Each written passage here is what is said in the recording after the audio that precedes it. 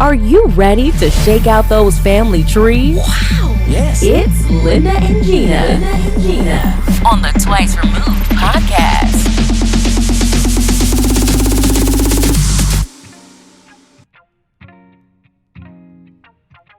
Hey everybody, it's time for our favorite podcast and hopefully your favorite podcast, Twice Removed.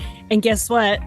Speaking of twice, Linda Anderson over there. Hi, Linda. Hello. And Gina Glass. Speaking of twice, this is our second season, our first show of our second season. So we did it. We made it to a second season. Yay. There's always something to talk about with genealogy, so this could go on forever. Oh boy. Hear that, everyone? Buckle up. Here we go. So Today we're going to talk about how to be a mystery cousins advocate in the case of adoption, or NPE. An NPE is a non-parental event or a not parent expected. So it's like when you get a DNA test and you're looking for your dad and some other guy comes up as your father, or a bunch of cousins or siblings that is like, wait, who are these people? And it's a surprise. Pick up your jaw up off the floor. Yeah. Get back up off the floor. And go for therapy. Literally go for therapy afterwards.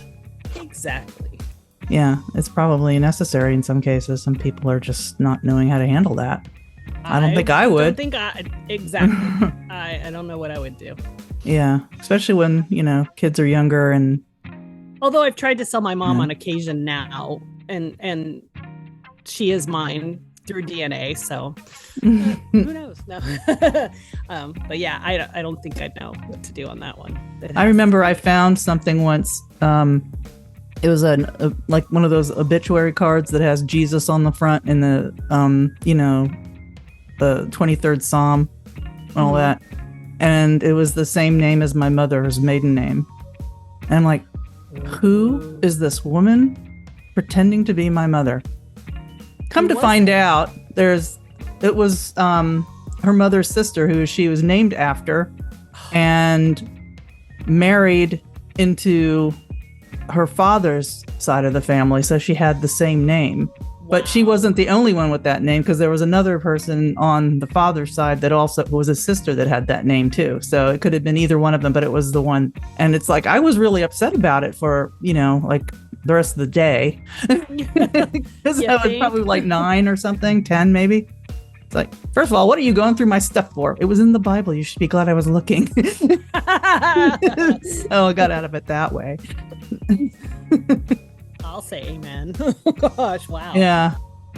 So what happens is, like, if you find somebody on your own and you just hit them up and want to know, hey, I'm just curiously wondering how you may be related to me, because we share an awful lot of DNA here and I can't figure out where you are on my family tree. Yeah. So, and then they reach out to you again, hopefully, and say, oh, I'm adopted. Oh, I hope. Yeah. Yeah. But, sometimes the other way around is if they're an NPE, perhaps, or even an adopted person who's really actively trying to find their family or their bio family, they may be contacting you. And a lot of times they don't answer, or people don't answer when they're contacted in the other way.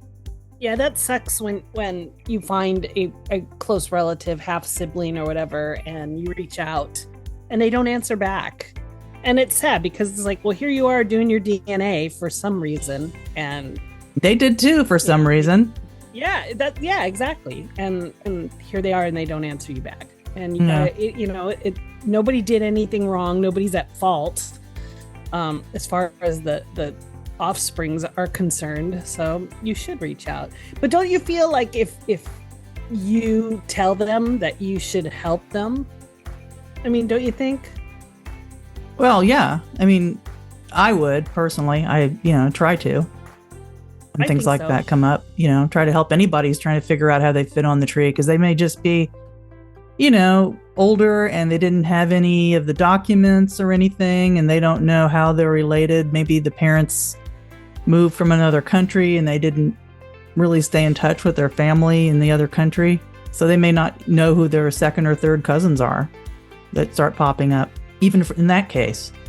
you should help them. But for somebody who's adopted or an NPE situation, and you help them, just let them lead the charge and ask for your help, and then you just help where you can do it. Yeah, I think that's important to let them lead. Absolutely, because you have to go at their pace, even though you might know something more than they do or whatever. You have to abide by everybody's wishes too.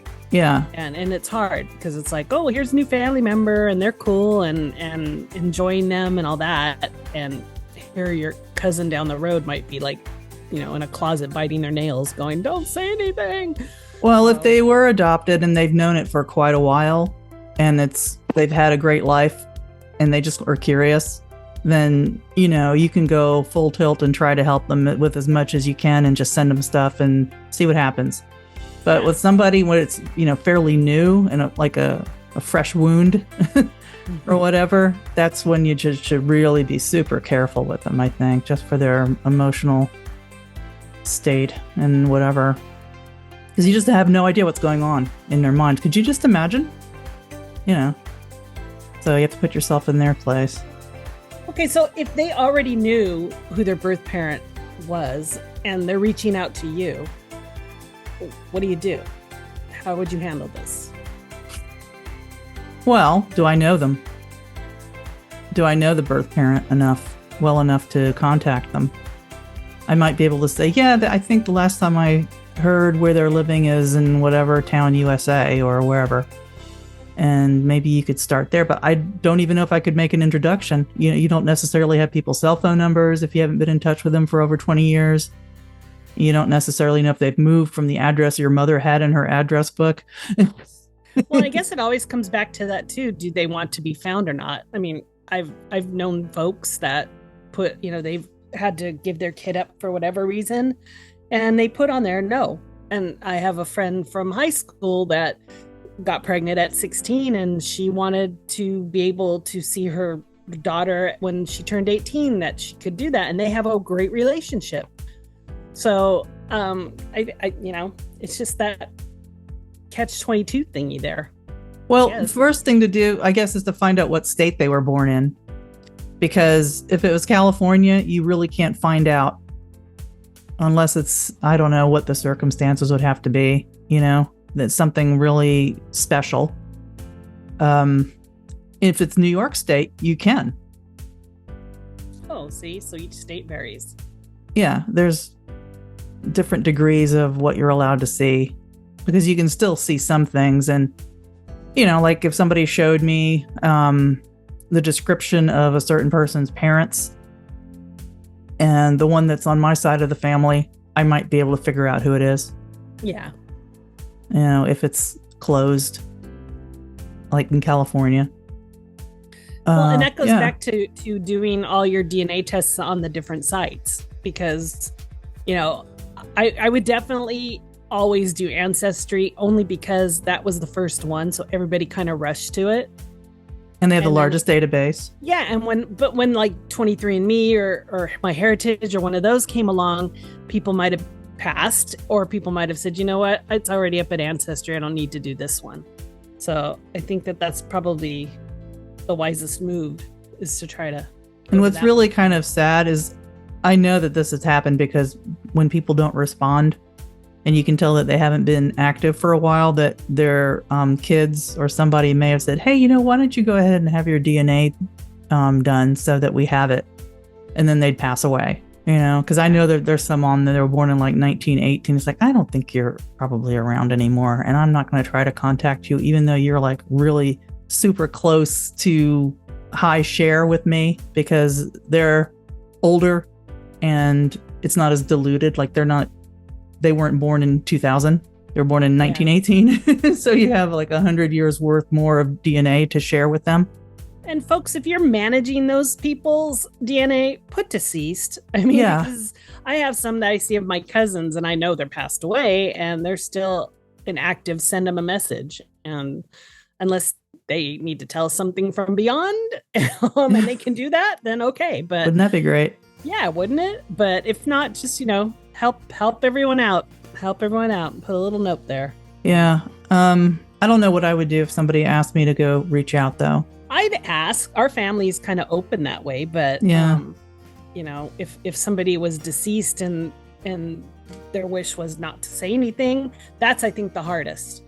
If there's other relatives there, you know, an aunt, uncle, or cousin, why the heck not? And and the mother or father has passed away, why the heck not? I think it's different on the level of cousinhood, too, because if it was somebody who is the child of my first cousin, which they're all in Germany, so it wouldn't happen, you know, because they don't really test. You had a half sibling by doing this. Would you want to know them, or would you be Of course. See, that's just it. Yeah, of course I would. But as far as like trying to find the parent for them, first cousin, I would probably, you know, I would say, well, I kind of can tell you who I think it might be, you know, out of the list, because there's only, you know, and then I would contact them. But, you know, I don't, my first cousins aren't like that. But if they asked not to be found and you knew who it was, would you still say? And they were passed? If they'd passed, I don't see, you know, what's the difference? Right. You know, this was your father. I knew him sort of from many trips that I took to Germany, and he was great. And, you know, here's some pictures of him when he was a kid. That's what I would do. I agree. Yeah. But if they're still alive, I would reach out to them, because I have a close enough relationship with them, even though we haven't seen each other in a long time. My first cousins are, you know, that's different. We knew each other as little kids. Right. And I think we could do that. Right. Second cousins that I haven't talked to in 30 years or 40 years or 50 years or whatever, I don't know. I don't know. Well, what if they don't know you? I mean, how can you help them narrow things down? If you know, they were. Well, then you just do the math. Help them figure it out. Because you know your family tree, hopefully. I mean, otherwise you could say, yeah, I don't really know anything, because I can't say that because I've got 3,500 people on my tree now. God, I don't even know how that happened. God's on your family tree? Huh? I said God's on your family tree? Well, almost on mine. I'm before, so. Yeah, you have, yeah, you're BC. We superseded him. Yeah. We're BC'd. No, but I would be able to, you know, look at it and say, well, it's got to be around here somewhere, you know, because we would just try to figure it out with the DNA matches on the app and see who we have in common, you know. And if they're, you know, a third cousin or closer showing up as that, I could probably help them. Beyond that, it's kind of hard, because it gets so far-fetched at some point. Do you think it's just hiding in plain view from them, and they just don't know where to look on some I don't of know. them? I mean, I know if you reach out and you're reaching out to, you know, this cousin or their child and this, that, and again, nobody answers you back, you know, I guess that would just be, well, frustrating as heck, but I don't know. It's just kind of like, am I going to the right place? Am I in the right place? The DNA doesn't lie. You have to be in the right place. Well, like we were saying before, get your DNA results up on every one of the platforms that you can. So you end up taking 2 tests, Ancestry and 23andMe, and then downloading a report and shipping it off to the rest of them that are either free or a small fee, just to get them up there and see if you can figure out who all your shared matches are with. You know, help them by being the shared match. You do it too. So I'm already on those platforms. If somebody came to me, I'd say, okay, you did Ancestry, now do 23andMe. And we're going to take, in the meantime, we're going to take your Ancestry results and we're going to put it to GEDmatch. We're going to throw it over to MyHeritage. We're going to go to Family Tree DNA, etc. You know, some of the little ones. And see if anything pops up. And then let's see, between me and you, we'll compare who our shared matches are. And then I'll be able to tell you, at least, you know, what side of the family they're on. And isn't there that method that you run it through? Yeah, the leads method. Yes. Yeah. Yes. So that's when you can sort, but it helps to have all of these matches first, because then you can explain again. I know we talked about leads before, but explain again what the leads method is. Yeah, you take your known people. It's harder when it's somebody who's adopted, so you have to kind of establish what side of the family certain matches are from. And if I'm on the same there's a bunch of people related to me, then I say, we don't need to bother with this one because I already know who these people are. So we need to find your other parent. So let's look for all the people that match with you, and match with each other and try to figure out how to sort them by family branch and color code it. There's lots of videos on this, but it's just a sorting method to try to figure out, where these new DNA matches, where they fall, which branch they're on. That's good. Yeah. And then we had talked a little about reaching out on their behalf. What do you have to present? To these people? The DNA here, it doesn't lie. Screenshots of their shared matches with you. It's like, look, we're related. We're both related to John. We're both related to, Mark. We're both related. And if you have a same cousin that you can match to the mystery, quote unquote mystery cousin, then you're going to see if it's the mom side or the dad side. Yeah, and they can tell you what their shared DNA is with the same person you're sharing DNA with, because we can't see that on our side. We can't tell how much DNA they share with Mark. I share 200 with Mark. How much do they share with Mark? Oh, 400? And they're younger than me? That sounds like maybe they could be an uncle or a half uncle or something. Right. And if it's on your mom's side, then Yeah, and then that leads you in that direction. Yeah. Yeah. Maternal or the paternal. Well, clearly, if they have some really high matches, that's what, you can kind of figure out. Oh, well, it says, uncle. So what if you don't have those matches? Yeah, like I wouldn't. Right. That's where you have to really try to ask them how much do you share with the same person I share with? Like I was just saying. But, and then you can send your proof to the people that you're trying to reach out to on their behalf. Maybe it's a sibling of their parent, and we just don't know which of the siblings in that family it could be, and maybe none of them did their DNA because they were expecting this one day, so you have to say, hey, this person's 30 now, they're not going to ask for a college education or any back child support or anything, all's good. Do you know of anything that might have happened? Because I have this proof right here that they probably came out of your family somehow. But then again, how are you close enough to say anything? Or you could send them to them and say, hey, I already spoke with Linda, and Linda said that she acknowledges me as a second cousin because of our, we have the same background, ethnic background on one side, and we share this much DNA, so that makes us probably second or third cousins or whatever it is. So it would make sense that maybe I should talk to you. But, the rejection possibilities. Some people are going to be accepting right away or not at all. And that's the con part of it, too, is they could just be shutting it down and be ever mad at you for the rest of your life because, you opened up the can of worms. But who cares? You did it to yourself, people.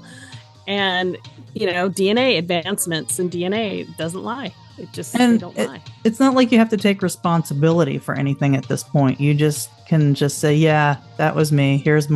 I laid the card out on the table. It was me. Yeah. You don't have to pay for their school or their house or anything like that. So I guess, maybe it would be bad if they were a public figure. They might, what do you have to lose? What's the big deal? Nowadays, yeah. Nowadays, that's nothing. So yeah. That's not even a big deal. No, they did the right thing. And, they made sure that somebody responsible raised them. So that part of it you have to look at, too. Yeah, it's not a bad thing. They have their reasons. And I know a lot of family members that had to do this is because of their moms. And it was like the family embarrassment thing or the family, you don't do that, or you weren't married, and being the Catholic people, Well, nowadays it's not as big a deal. Back in the 50s and 60s and even the 70s, it was still kind of a big deal. Right. And most of the ones coming forward now too, they really want the medical. the medical history to know. Sure. That's really one of the things that you should just say, okay, yeah. Huge part of it. A huge part of it. But it's not as embarrassing or problematic as it was, let's say, in the mid 1800s or so. I've been trying to find my third great grandmother, 3 times great grandmother in Germany. And for the longest time, I thought, oh, she only had one daughter. And, oh, that's sad. Well, she must have participated a lot in her life. And then, I this past week, I found a brother. And then I later found out that he died when he was like maybe, I don't know, 4 or 5 months old. I was like, oh, that's sad. She had a little brother. And then I went back into the deep, dark German records for Bayern, Germany from the 1800s, and had to look in file by file, just looking for things. And then I found a family book where basically it was kind of like the address book, since they didn't have phones yet, for the town. And you could find the name of the family in there. And there she was with all 14 of her kids. Oh, 14? 14 that she'd given birth to. And it said on there, all of these children are illegitimate. Oh, hello. Yeah. And then I later found, I was thinking, like, I slept on it for, a day or so. And I'm like, God, was she a prostitute? Apparently she did too. Yeah. She didn't sleep. No. How can you sleep with all those babies? But, half of them survived, half of them didn't. So there was also that. But, yeah. So it's like, I would had to think about it. It's like, what was going on here? What were you thinking? What happened to you? Oh my God, you poor thing. And then I was reading, it's like, why, because, and they numbered them. Okay. Because I went back and found every single one of them in the birth records, the baptism records. And the priest from that diocese numbered her illegitimate children. I mean, it wasn't embarrassing enough, right? You had to number them, and then they put, like, when it was born, 14th. But I'm glad she named that one after herself because she deserved it, Junior. And but then I found that what happened was back then, you had to prove to either the county or the town or the country that you could afford to have a family. So what happened was a lot of times a couple would get together, they would live together, and they would have a family, but the father was not listed. They just, they made the mom, carry that burden and the shame, supposedly, of having illegitimate children, but every one of them got baptized. So, oh, that's good. Yeah, in the Catholic Church, which I'm is like, they what? let them. Yeah. So it's like, how freaking set up for failure business is this? Yeah. So, and God love the woman. She lived to be 76 back in the day. So you know what? For 14 kids, that's a miracle. And if some were like stillborn or whatever, I mean, just the whole health part of that, of having 14 kids, and just being, the sadness of carrying a child and then losing it at, birth. She had one set of twins, so she was actually pregnant 13 times. If maybe there were more, but they just weren't listed on there. Who knows? But as far as the timing went on the records, it's like, well, from like 20 something to 39, she popped out 14 babies. Wow. That's a long, yeah. But anyway, so it was a thing then, but at the same time, it wasn't, because of the law of the financial thing that you had to prove that you could have a family. And that is, so they didn't make her put them up for adoption after, of course, like China not. does. Like, no.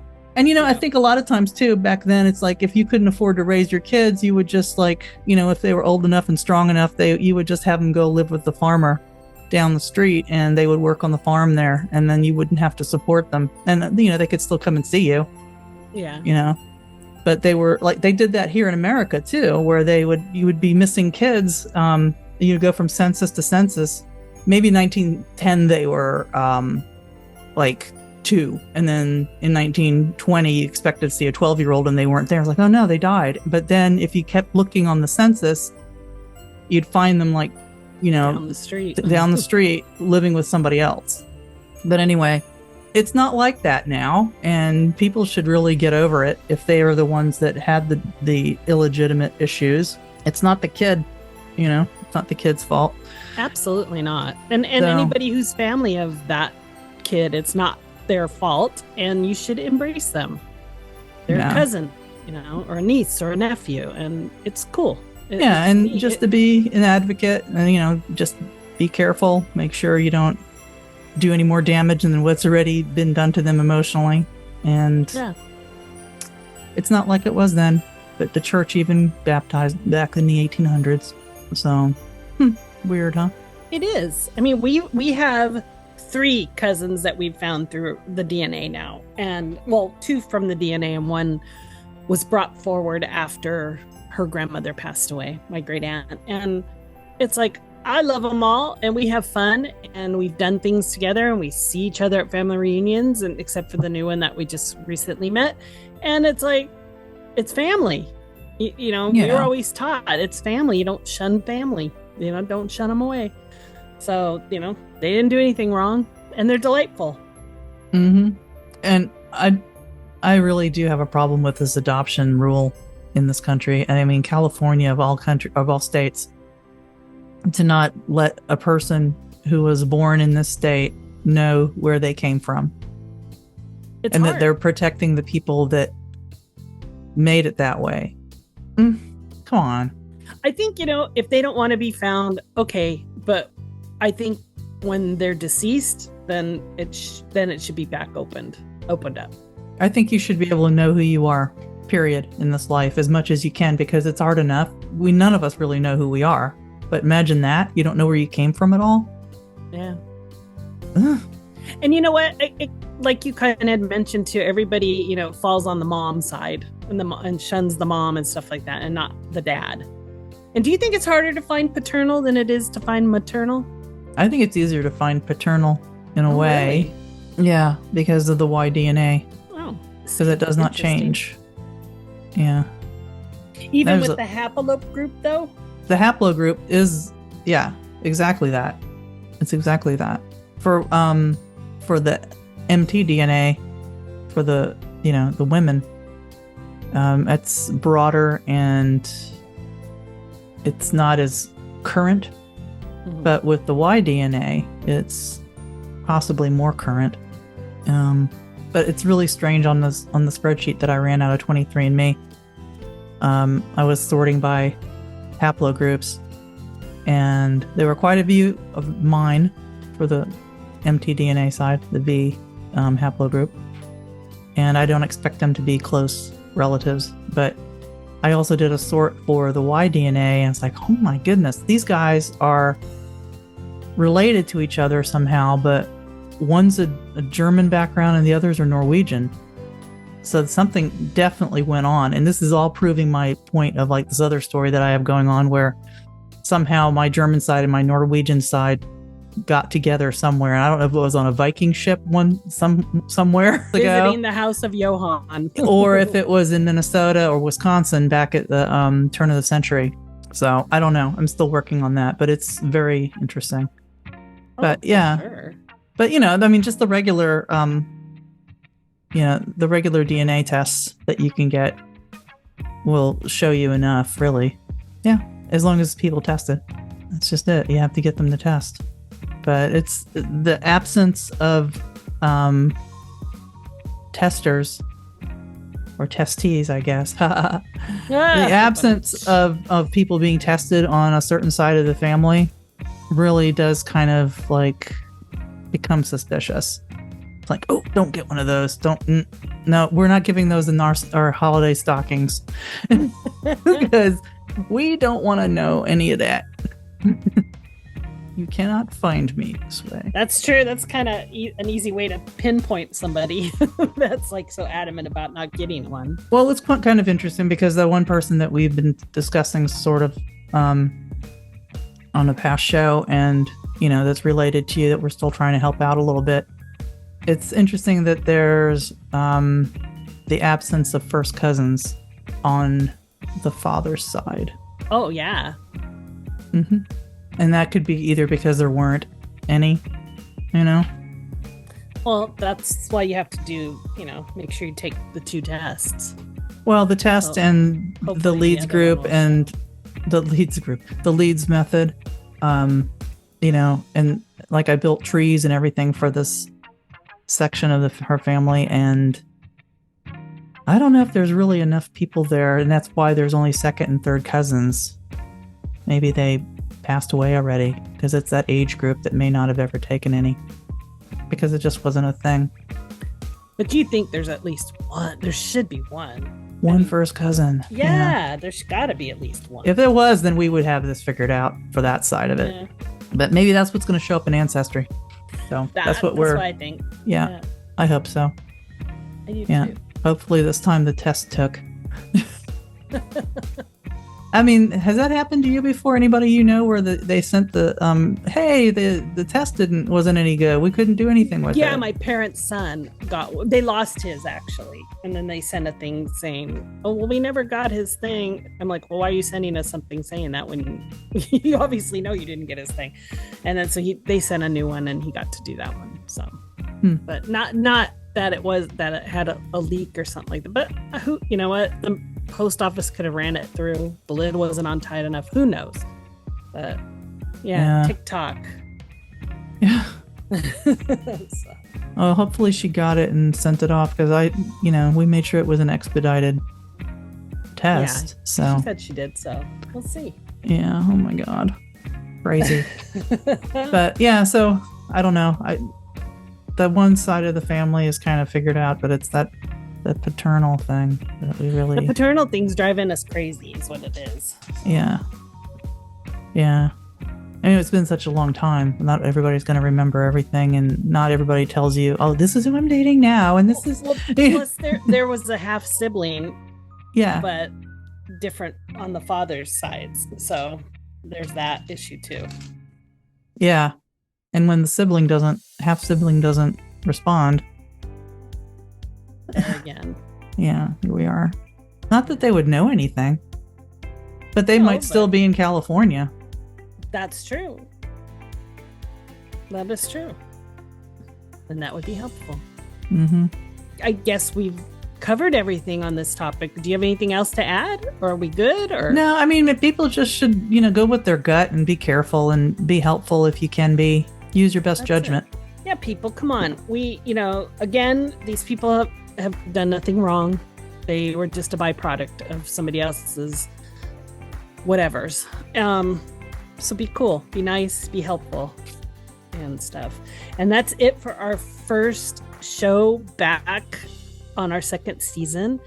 If you guys have any comments and questions or tell us your story, please visit our website, twiceremoved.net. We'd love to hear from you, have you on the show. We always love having guests on the show. We get into some really good conversations. So please reach out to us. And also, too, we are on Patreon now, right? Yeah, we're on there, as I call it. So yeah, well, I wonder why. For somebody who does not drink and they're calling it that, it's hilarious. Yes, come and have a shot with us. Yeah, we're starting to load up all of season 1 and all that up there. And great. Any other little short videos that we made that are just informational. So and also we have a Facebook group. We do. Yeah, and you can find the episodes posted there too that are YouTube, and everything's on YouTube, and we're on Podbean, and anywhere you get audio podcasts. You can't escape us. No, you can't. You might as well join us. That's right. Come over to Facebook and join the conversation there. Start a conversation. Jump in on a conversation. Tell us we're right. Tell us we're wrong. Yeah. If you have a question, that's a good place to get us, actually, on Facebook group. Absolutely. That's the best place, really, because that pops right into the phone and I could answer probably in, moments. There you go, people. So thank you for still listening and coming back to listen and find us. And if you're just joining us for the first time, go back and listen to our season 1s. They're fun and we love doing this. And we hope you guys love listening to it. So till next time, Linda and Gina, thank you. Thanks a lot. Bye. Bye. The Twice Removed podcast is produced by Linda Anderson and Gina Glass. All opinions expressed are of our own and of our guests. For more information and upcoming guests, please visit our website, twiceremoved.net.